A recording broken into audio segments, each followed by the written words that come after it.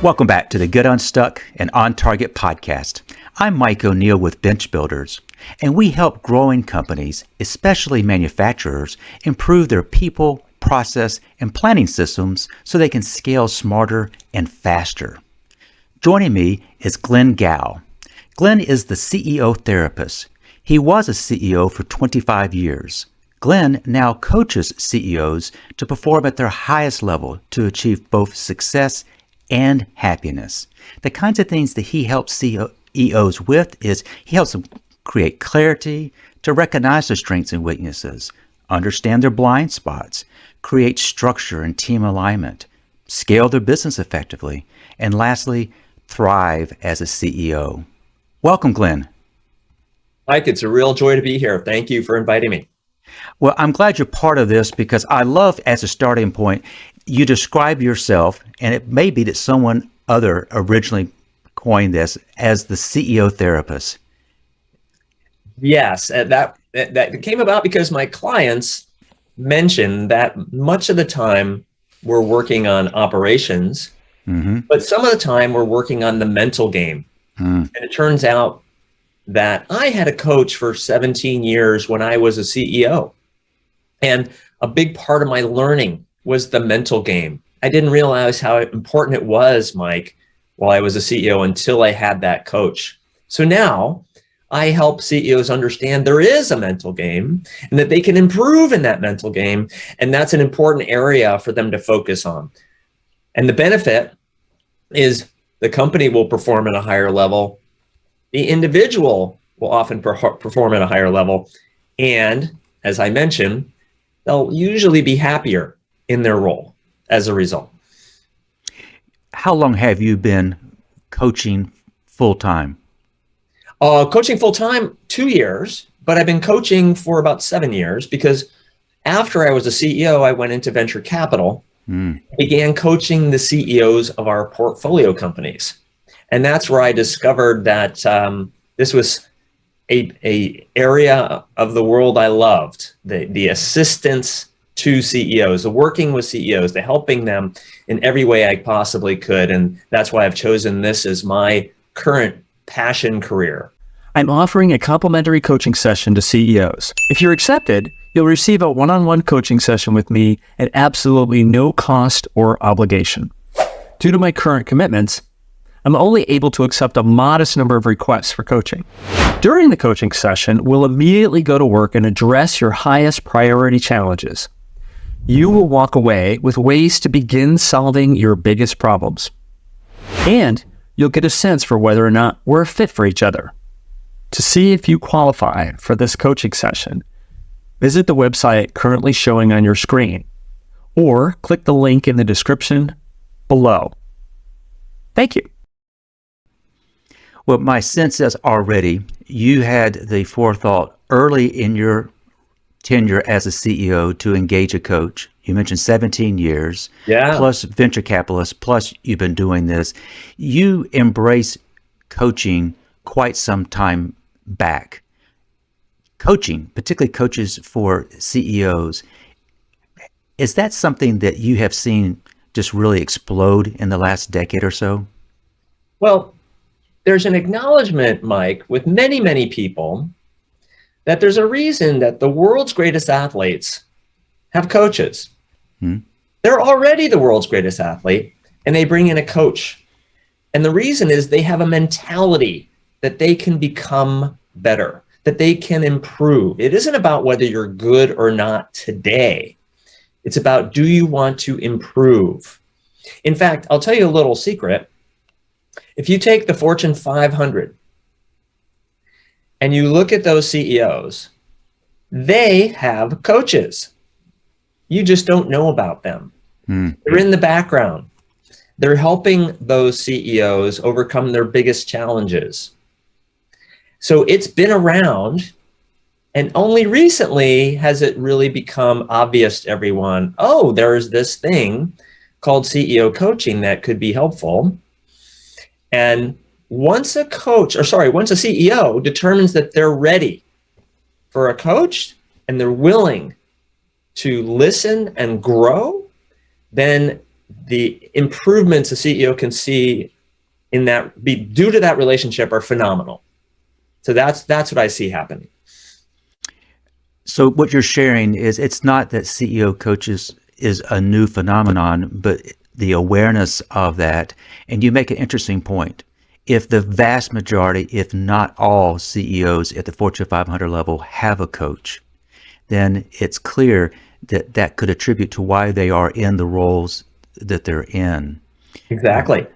Glenn, Exactly. you made an interesting point, and that is when people hear the word coaching, they might make the wrong assumption. You pointed out that if professional athletes are already world class, but they also have a coach, they see opportunities to get better. You pointed out that you are working with CEOs that really are very effective who want to be even more effective. Is that a pretty good description? It's exactly right. It's exactly right. So often a CEO knows that they're very skilled in certain areas, and they recognize they're not so skilled in others. That's just all of us humans are that way. But they also recognize that uniquely, because they're a CEO, they need to be competent at every function in the company. They can't ignore manufacturing. They can't ignore sales. They can't ignore finance or whatever it might be because they don't feel they're good at it. They have to up their game. And part of my job is to help them understand, help them become self-aware about where they're strong, where they're not so strong, and what to do about those, how to take advantage of their strengths and how to strengthen the areas where they're weaker so that they can perform at a higher level and they can get the company to perform at a higher level. What you bring to the mix is unique. You were a CEO for 25 years. You That's right. literally can walk the talk. And I suspect that your CEO clients immediately sense that. Well, Mike, I tell them, look, I've made so many mistakes. I can learn from those, and I want to prevent you from making the same mistakes because mistakes in business are really expensive. And I can't exactly predict the future, but I can get pretty close sometimes. And I can say, if we continue down this path, here's what's likely to happen. Maybe we should look at a slightly different way of approaching this issue. And here's why. I'll share my experience. And the other thing I love doing is, now I never reveal who my CEOs are, Mike, but I learn from my CEOs. And so I find myself at least once a week having a conversation with the CEO about what I just learned from someone else. These are recent best practices, and I get excited about learning those best practices and sharing them with my other CEOs. In a parallel fashion, one of the biggest benefits that I personally and professionally have gotten from hosting a podcast is the opportunity to spend time with the Glenn Gals of the world, because we're not only recording the podcast, but we've had a conversation prior. I get a chance to know you. I get a chance to know how you help your clients. And I have been richly blessed by that interaction. And you'll probably note as we're talking, I'm writing down as you say things because it's something that can benefit me. And if it can benefit my clients, then I can pass it along. So that's a great way of saying it. Well, thank you, Mike. And we're here, you and I, to share great information, insights, to be helpful to anyone who's listening. So I hope people listening are getting, all you need is one nugget of information out of a good podcast, and that makes it all worth it. Well, we hope we can get at least that. Glenn, let's talk about the role of a CEO. Sure. We have listeners who may very well be in that role. We have listeners who may aspire to be a CEO. Describe, in your experience, what are the things that one might be mindful of? If you're going to be effective as a CEO, what are some of those absolutes? Well, here's the first and most important absolute, and probably the hardest thing for anyone in that role to acknowledge and understand, which is, if good things happen in the company, the CEO needs to acknowledge themselves and pat themselves on the back. Now, it's really interesting because most CEOs do not do that. They say, oh, we had a great quarter. Now, how are we going to have a better quarter next quarter? And we just go focus on doing that. So it's important to first acknowledge that when good things happen, it's due to the efforts of the CEO. But here's the flip side. Mm-hmm. The flip side is that if there's anything in the company that's not going the way you want it to go as a CEO, it's your fault. Mm. Now, I hated learning that when I was a CEO, Mike. I said, that can't be right. That doesn't make any sense. It's not my fault. Well, when you really start to understand the role of the CEO, if something's not happening the way you want it to, it is your fault. Either that means you hired the wrong people, or you enabled someone to hire someone that was the wrong person, or you didn't institute cultural values where people understood the right thing to do, or you didn't measure people appropriately, or you didn't take corrective action. But it all comes back to the CEO. And that's both a great thing and a heavy responsibility. Once you understand that, you begin to understand that you need to act differently. You need to communicate differently to everybody in the company, because you are the center of what is going to happen in that company. And it comes with great responsibility, but it also can be phenomenally rewarding when you see people executing against a shared goal that you've created in a way where everybody's rowing together. A very hard place to get, but it's very fulfilling when you get there.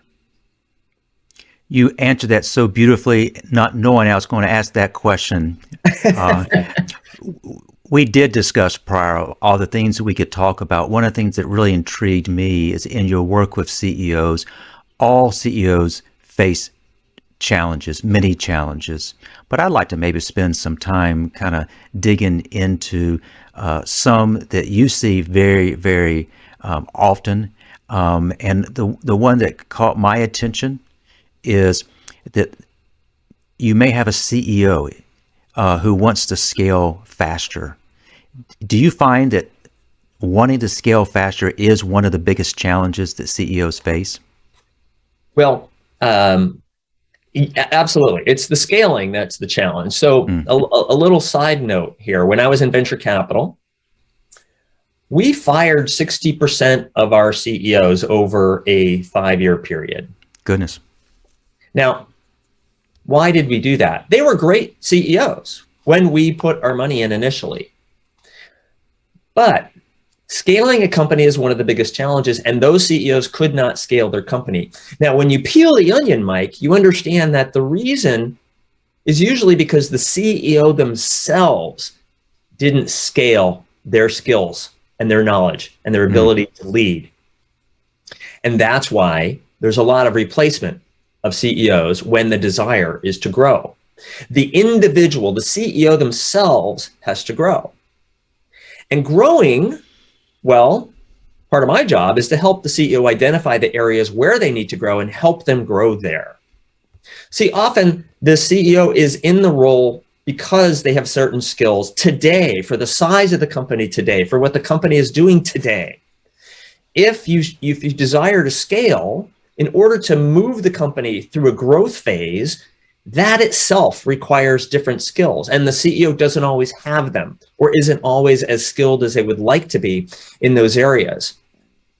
So a great coach is going to help the CEO identify, how does that individual scale? How do they grow? And we'll give them tools to grow. We'll give them the ways of thinking, the ways of communicating, the ways of operating that will enable the company to scale. And the CEO has to choose to be on board with that. It's a learning process, but it's uncomfortable, Mike. It means that I, as a CEO, have to step into an arena that I haven't been in before. Oh, it's a bigger company. Oh, there are a lot more employees. Oh, there are a lot more challenges. And how do you do that? You need someone, and this is what I like to do, is you need someone who's going to nudge you out of your comfort zone. Okay, if you stay in your comfort zone, you're not going to scale. If you're willing to grow and try new things and experiment, you are going to find that you can scale yourself, and as a result, scale the company. All right, I'm going to be fully candid with you. I was not expecting that, but that's the perfect response that you should give? I was thinking more pragmatically how to increase sales and production and you're saying it's more fundamental than that. Absolutely. Look, if I want to increase sales, well, what does that mean? Maybe I need a new head of sales, or maybe I need a new approach, a different distribution channel, or a different way of selling, or a different way of positioning, or a different way of marketing. And I might not be good at all those things. So if I'm going to scale, often what happens is we discover in the scaling process that not only do I need to hire great people, but I need to hire leaders who can build teams. Yes. So it's not only do I need to hire a great, in your example, a VP of sales, I need to hire a great VP of sales who knows how to build a great sales team. So it's a different way of thinking because I'm building infrastructure with my people. And that in and of itself is often a different thing for the CEO to understand. I'm now going to hire different kinds of people. How do I do that? How do I identify them? How do I get comfortable, Mike, hiring people that are better than I am at a lot of different things? Because often you're the CEO because at one point you were the smartest person in the room. Yep. And I had to learn as a CEO that I'd rather be surrounded by the smartest people in the room. And that's what helped me be successful. Without a doubt. What have you found as if you've got CEOs as a client and they conclude, I've got people on this team that I have, but gosh, there's one who's really tough to manage. Is that something you see in your role as a CEO coach?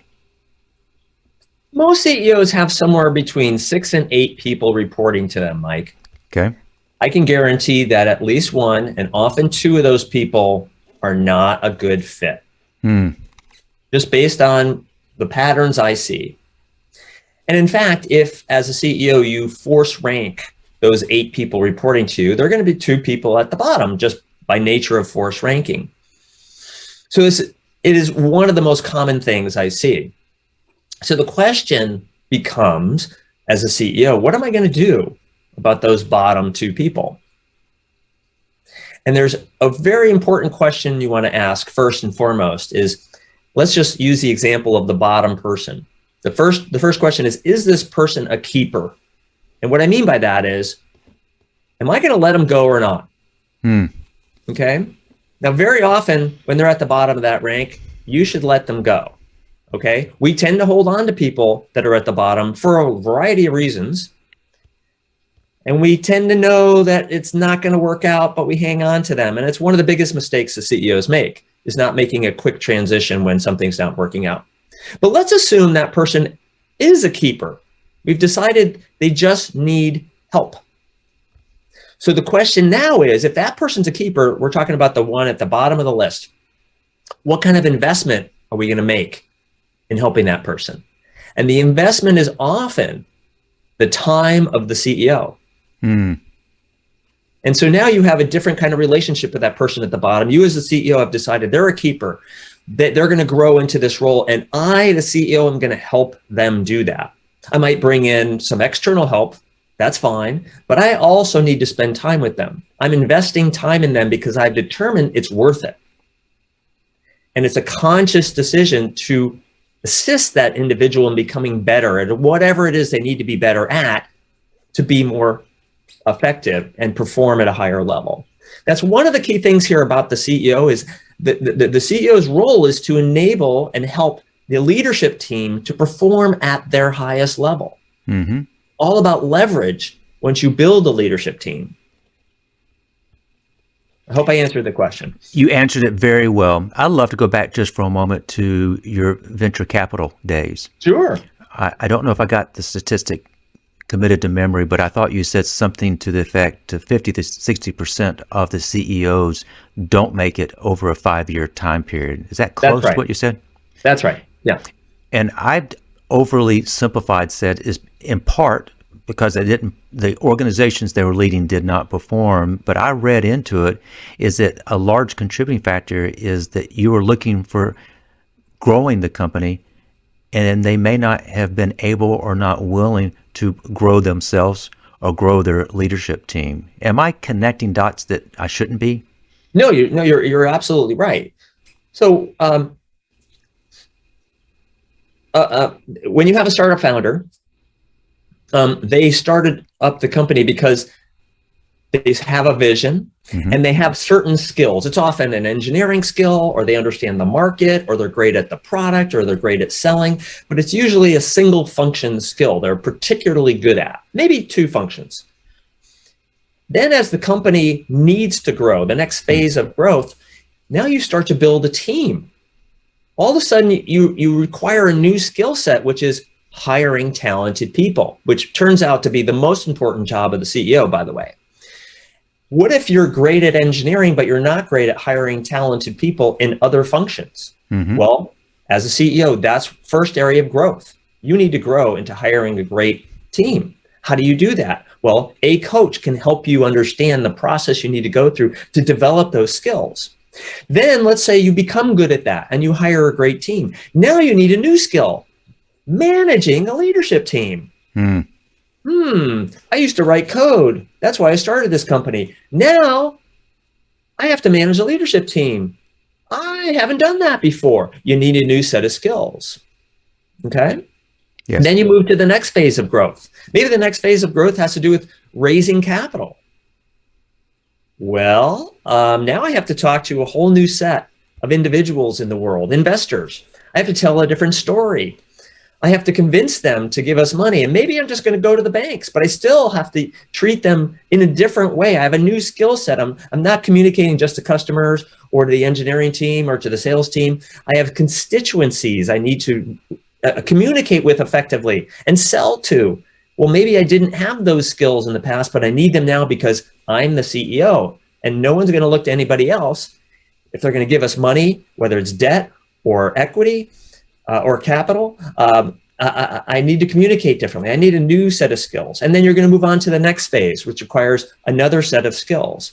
And that's why you see high turnover in CEOs. And yet the successful CEOs are learning machines. They're hungry. And they recognize that even if I'm not comfortable with this next phase of growth, I'm going to figure it out. And they get the help they need to do that. Thus far we were talking about the challenges, some of the biggest challenges that CEOs face. We've talked about the scalability, and you've clarified what that term scale faster means. And we've talked about some of the challenges is when you inevitably have one or more people on that team. You have to make a decision. What might be some additional challenges that you see very often in your work with CEOs? Well, one that I see very often is what I'll call the massive responsibilities of the CEO. The CEO uniquely sees everything in the company. They don't own just one function. They own everything. And they're often very ambitious. That's how you got to be a CEO. You're very ambitious and you want to get a lot done. So the dilemma is you may have 17 things on your to-do list, things that are important to you that you really want to get done. So one of the hardest things I learned was when I had 17 things on my to-do list, my coach helped me cross off 14 of those things. Man, that was painful. I didn't want to cross off any of those things. But I recognized that focus was my friend, that if I could focus on the three most important things in a certain time frame, usually 90 days, if I could focus the whole company around the three most important things over the next 90 days, we were going to get those things done. See, what tends to happen, Mike, is if I have 17 things on my list and you have a bunch of things on your list and three other people have a bunch of things on their list, we're going to get some stuff done, but we're not going to achieve our goals because we're trying to do too much. But if, as a CEO, I can narrow my personal focus and the focus of the company down to a small number of areas of focus for each individual, magic can happen. Because what we're really doing is we're choosing to not do a lot of things. That's a very difficult challenge for a CEO. Yes, that looks important, but we're not going to do it we're going to choose to not do it. We're going to put it off to the side for now and just focus on those things that we deem are the most important things to focus on. Very, very effective way of managing a company to help it grow. So you just kind of walked the listeners through, if the CEO had 17 things on his or her list, you helped them mark 14 off, at least temporarily. But you said something was interesting, and that is, if focus is going to be your friend, you mentioned that focus has to be of a certain duration. It can't go on indefinitely. You said That's 90 right. days. Is that a kind of default? Do you find that a 90-day time horizon to be focusing on specific things, does that work best for CEOs? Yeah, I find it, well, there's contextually, I'm going to use kind of a funnel approach. Contextually, it's important to understand a vision for the company, and that's 3 to 5 years out. And then strategically, you might say, here are certain objectives we want to cover over the next year or so, but they're very high level. Mm-hmm. Like grow the company could be an objective, or become a great place to work could be an objective, right? But then what happens is that needs to translate into, what do I actually, let's say I'm on the leadership team. If I have a particular role, what do I need to actually get done in a short period of time? And I've found that 90 days is a magical time, because you actually take a couple of weeks to figure out what you're going to do. Mm-hmm. And then you figure out, okay, I'm going to choose something that's measurable to get done in the next 90 days. Let's say we're in marketing and we need to create X number of leads. Okay. And we've chosen a 90-day period to achieve those X number of leads, right? Just as an example. Well, now, if the CEO is managing the head of marketing, we can look every single week at how are we doing against that goal. It's pretty easy to measure the progress against that goal. Now, the beauty of that is if the CEO is sitting down with one of his or her direct reports every week about the key goal they're going after, a couple of things happen. One is that direct report, first of all, understands, you know what, the CEO really cares about this goal because they're asking me every single week about it. Mm-hmm. They're serious about this. That's one thing that happens. The next is we can figure out very quickly, are we on target or not? If we're on target, well, we don't have to talk a lot about what we need to do with that. But most of the time, we'll start to see slippage. That's just natural. We'll see slippage. And then the question is, what are we going to do about that? Mm-hmm. And so we can, again, this is another area of focus. One of our key results that we're looking for in the next 90 days looks like it's going to be hard to do. We need to do something different, and we change as a result of that. And that's why the 90 days is so valuable, because there's a lot of work to get that key result completed by the end of the 90 days. And then all of a sudden we'll be in a strategy session asking ourselves, what do we want to do over the next 90 days? And maybe it's a bigger number against mm-hmm. that one target, or maybe it's something else that we've learned that we need to do differently. But if we take the beginning of the 90-day period and we do a strategy session to figure out what's important, then we just move into execution mode. Mm-hmm. And that's what the 90 days is all about. If we can just execute and not be distracted by everything else against those most important things, we can make magic happen. As you reflect back, Glenn, on your experience as a CEO or in venture capital or as the CEO therapist, can you share an example where either you or a client or somebody in your organization just got stuck?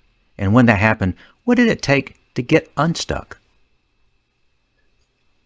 Sure. Getting stuck happens all the time. And the getting stuck is often a question of what is it about? Well, I'll use a special phrase here. Let's say you're running the manufacturing floor, and it's not producing, or one of your direct reports is, right? You're the CEO, and you're running the manufacturing floor, and it's just not producing what we need it to produce. And you figure out it might have to do with some of the people. Mm-hmm. Because usually, little secret here, it has to do with the people. Okay. You know that one. So the question for the CEO that they often don't ask themselves, and this is where they get stuck, is Mike, I'm going to pretend you're the CEO, okay? I'm going to say, Mike, what is it about your behavior that's enabling that behavior that isn't allowing us to produce at the level we want to produce? Because if I were your coach, I would ask you that question, and you wouldn't like that question at all, right? Because I'm squirmy now. I'm putting it on you, okay? But that's where they get stuck. CEOs get stuck. Is, you mean it's my behavior that's enabling some other behavior? Let's just use a simple example. We're running too much overtime, and therefore our total costs are rising, and that's causing our margins to decline, and that's our problem. So my question to you, Mike, would be, if you're running that company, what is it about your behavior that's enabling that overtime to happen?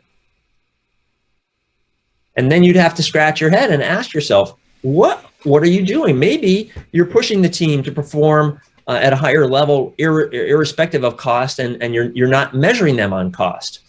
Or maybe you need to go into overtime right now because there's a particular strategic account that you need to fulfill, and you're okay with that. Well, then maybe that's okay, but you haven't told people that's okay.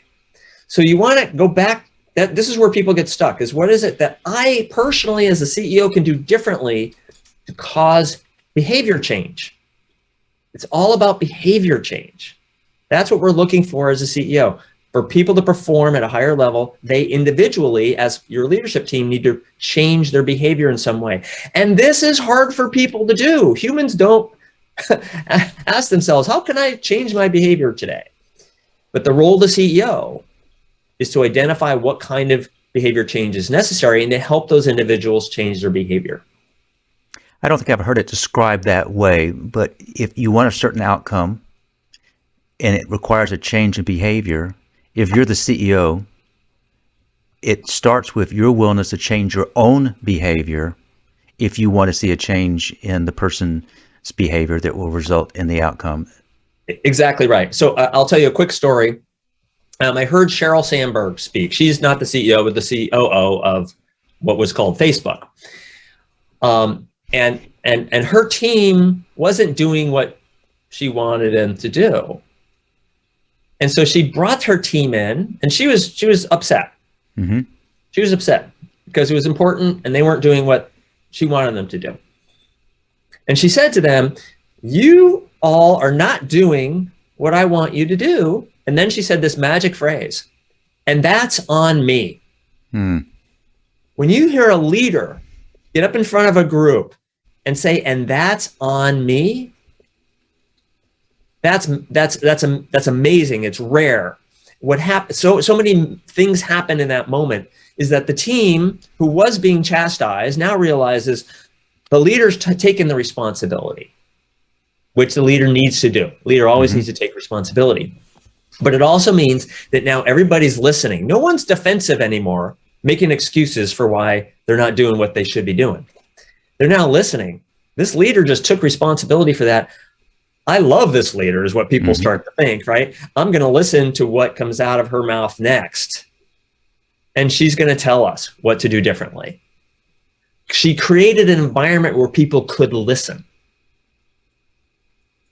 right? So as a leader, as a CEO, you need to create an environment where people will listen. Because one of the frustrations of any CEO is they want things to happen in a certain way and they don't. When they don't happen in a certain way, even though they thought they were perfectly clear in communicating that, it's extraordinarily frustrating. So the CEO needs to come back and ask themselves, what is it about my behavior that's enabling that behavior? Very powerful question. And that's a great illustration. Thank you for sharing that. You know, Glenn, as you kind of reflect on what we've discussed today, there may be some things you would like to add, but there may be some things you want to make sure that our listeners have as takeaways. What might that be? The role of the CEO can be extremely rewarding. And the nature of a person who is the CEO is that they need to, I mentioned this earlier, they need to acknowledge their wins.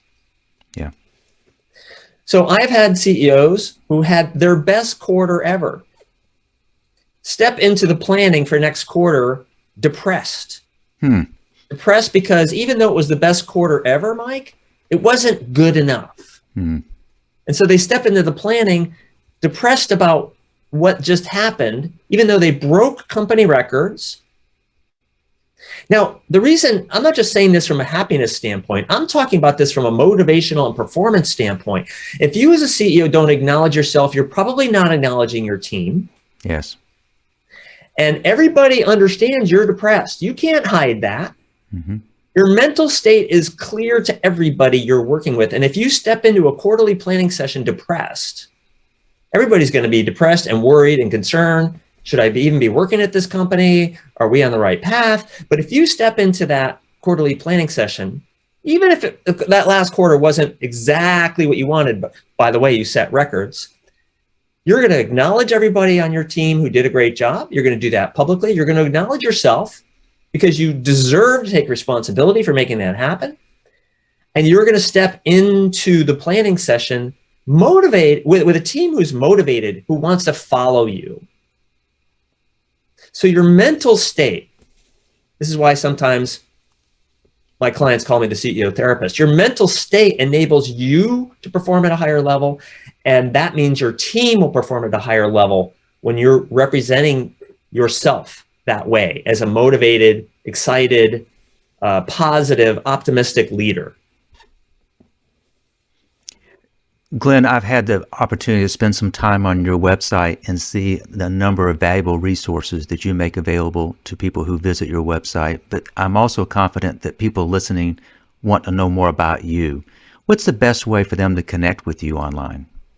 The easiest way is simply, like you did, Mike, go to my website, which is my name, glenngow.com. That's Glenn with 2 N's, GOW.com. Glenn with 2 N's, GOW.com. We will obviously list that in the show notes. Glenn, I did sit here. I took my eyes off you as I was making good notes, literal notes. This has been most helpful to me. I'm confident it's been very helpful to our listeners. Thank you for sharing that expertise. Mike, it's such a pleasure. I enjoy spending time with you, and I hope your listeners got at least one nugget out of our conversation. There's no question. I'm confident they have. Let me also say thank you to the listeners as well for giving us time today. We upload the latest episodes to Apple, Google, and Spotify every Thursday. So if you've enjoyed this episode with Glenn, please subscribe. Is your company growing quickly? We've talked about that. Are you worried that you don't have the right people and processes in place to handle the increased workload? Or maybe you're not sure that you have the right planning systems to assure success. If yes, let's talk. Head to bench-builders.com to schedule a quick call. We'll explore ways to help you solve those nagging problems so you can scale faster and smarter. Now, we've all learned from Glenn today on how that starts with the CEO, but I want to thank you for joining us, the listeners, and I hope you have picked up on more than one tip from Glenn that will help you get unstuck and on target.